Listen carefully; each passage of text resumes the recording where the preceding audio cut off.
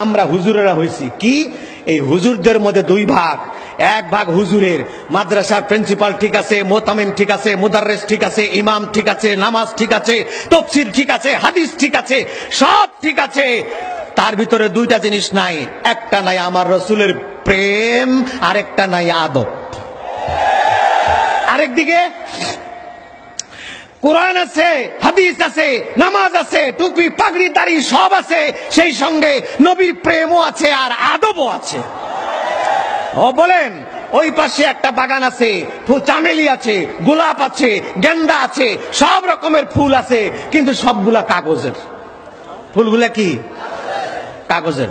এই পাশে গেন্দা, চামেলি ও গোলাপ, বস, তারপরে বেলি, রজনীগন্ধা সব ফুল আছে, সবগুলো গাছের শিকড় মাটির নিচে এবং তাজা ফুল। এবার মৌমাছি, অন্ধ মৌমাছিও যদি হয় ওই ওদিক যাবে না এইদিকে আসবে? বলেন আপনি। অন্ধ মৌমাছি হলো এদিকে আসবে। আপনারা কোন দিকে যাবেন?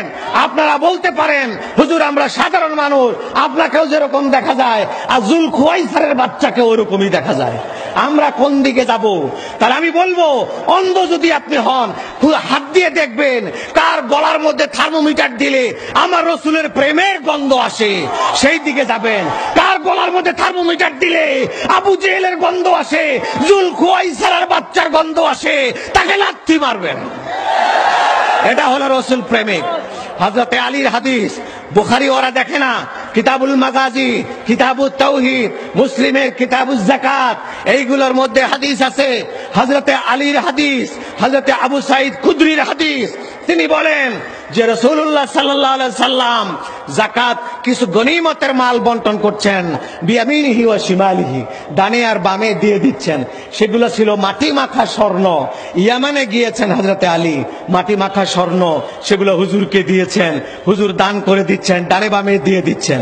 পেছন থেকে একজন দাঁড়ায় বলল, হুজুর নাহনু আহাক্কু বিহি, আমাদেরও তো হক ছিল। হুজুর বললেন, রে পৃথিবীতে সবচেয়ে বেশি হক সম্বন্ধে আল্লাহ আমাকে চেতনা দিয়েছেন বেশি। তুমি বসো, আমি জানি কার হক আছে কার হক নাই, বসো। সামনে থেকে বনু তামিম গোত্রের আব্দুল্লাহ ইবনে জুলখুয়াইসারা আত-তামিমিয়্যু, জুলখুয়াইসারা দাঁড়ায় কয়, ইয়া রাসূলুল্লাহ আদিল মা আনসাফতা, আদিল মা আনসাফতা, হুজুর আপনি ইনসাফ করেন, আপনি সঠিকভাবে বন্টন করেন, গোলমাল যেন করেন না, আপনি ইনসাফ ঠিক মতো করলেন না। এবার রাসূলুল্লাহ খেপে গেলেন। রাসূলুল্লাহ খেপে বলেন, কামবাখত, মা ইয়াদিলু ইযা লাম আদিল, কে ইনসাফ করবে পৃথিবীর যদি মুহাম্মদ না পারে?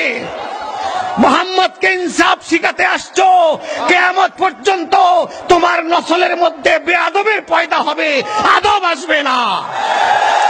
ওয়াই হাকা, ওয়াই হাকা, তুই তোকে ধ্বংস করে দিলি, তুই তোকে ধ্বংস করে দিলি, তোর বংশকে ধ্বংস করলি, কিয়ামত পর্যন্ত তোর বংশে রাসূলের বেয়াদব পয়দা হবে, আদব আসবে না।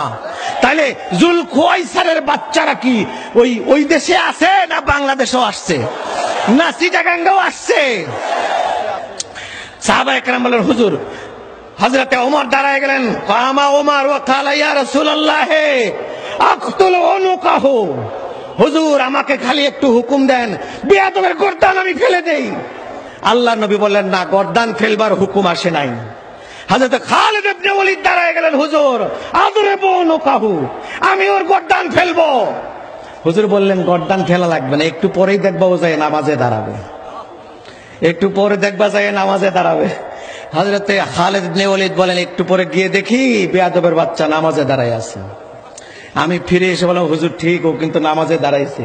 তখন হুজুর বললেন, ইয়াতি আলান নাস জামানিন আখার, কিয়ামতের আগে এর সঙ্গী সাথীরা আসবে। ইনদা ফিতানিদ দুনিয়া ফিতানিন নাস, মানুষের যখন ফিতনা হবে, ফিতনার মধ্যে এই জুলখুয়াইসারের বাচ্চারা বাতাস দিবে। ফিতনার আগুনের মধ্যে ওরা কি দিবে? বাতাস দিবে। বাতাস দিবে কি? তোমরা তাদের চেহারা দেখে রাখো, আমি নবী মুহাম্মদ বলছি। এ জুলখুয়াইসারের বাচ্চারা, হাদিস দেখতে চাও কিতাবুল মাগাজি খুলে বের করে দেখো, না পেলে আমাকে জিজ্ঞেস করবা, আমি দেখাই দেব। আর সেখানে হুজুর বলছেন তাদের চেহারা হবে মুখ ভরা দাড়ি, খুব সুন্দর, এই লোকগুলি যারা বেয়াদব তাদের মাথা থাকবে ইয়াহলুকুনা রুউসাহুম, মাথা নেড়া, বেল বেল, দাড়ির মধ্যে দিবে খালি তেল, মাথা থাকবে বেল, রাসূলুল্লাহ বলেছেন। আর কি থাকবে? তারা ঢিলা ঢালা সাদা জামা কাপড় গায়ে দিবে, তাহতা সাক, অর্থাৎ এই যে হাঁটু আছে, অর্থাৎ কাপড় উঁচু করে পড়বে, উঁচা কাপড় পরবে, উঁচা লুঙ্গি জামা এগুলো নিচে যেতে দেবে না, ওই হাঁটুর টাকনুর একটু নিচে এই পর্যন্ত উঁচা কাপড় পরবে, ঠ্যাঙ্গের নল্লি বাইর করে রাখবো ভাঙ্গনের লেগে, ঠ্যাঙ্গের নল্লি বাইর করে রাখবো ভাঙ্গার জন্য, নল্লি দেখা যাবে, হাঁটুর নিচে নল্লি দেখা যাবে, এইরকম তারা কাপড় পরবে। রাসূলুল্লাহ বলবেন ইয়াকরাউনাল কুরআনা লা ইউজাবিজু তারাকিহিম। হুজুর বললেন যে এরা এত সুন্দর কোরআন শরীফ পড়বে মন মাতানো ভাবে। হুজুর বলছেন কোরআনের তাফসীর তারা করবে, হাদিস বয়ান করবে, আন্তর্জাতিক খ্যাতি সম্পন্ন মুফাসসির হবে। লা ইউজাবিজুহুম তারাকিহিম, গলার নিচে কোরআন ঢুকবে না। আন্তর্জাতিক খ্যাতি সম্পন্ন মুফাসসির হবে, লালদিঘির ময়দানের মতো 14টা ময়দান লাগবে, এত মানুষ থাকবে, কিন্তু গলার নিচে কোরআন যাবে না। কোরআন থাকবে গলার হুলকুমের বাইরে, জিহ্বার মধ্যে। তারা এক সময় লাফ দিয়ে বলবে, বুক পকেটে জীবন রেখে কথা বলি। তারাই এক সময় দেখবেন যাইয়া পায়খানায় লুকাইয়া বাঁচবার চেষ্টা করবে।